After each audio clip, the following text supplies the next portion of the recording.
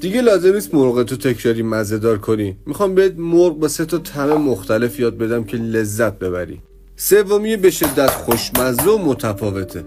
برای اولیه احتیاج داریم به شوید و جعفری و ریحون، سیر، تخم گشنیز، نمک و فلفل سیاه، آب لیمو و روغن زیتون به همراه پیاز. این ترکیب خیلی خوش عطر و خیلی عامه پسنده.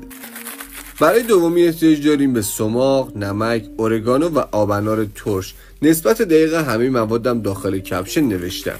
و سومی که طعم مورد علاقه منه: زیره سبز، نمک، فلفل، زنجبیل، زست پرتقال و آب پرتقال.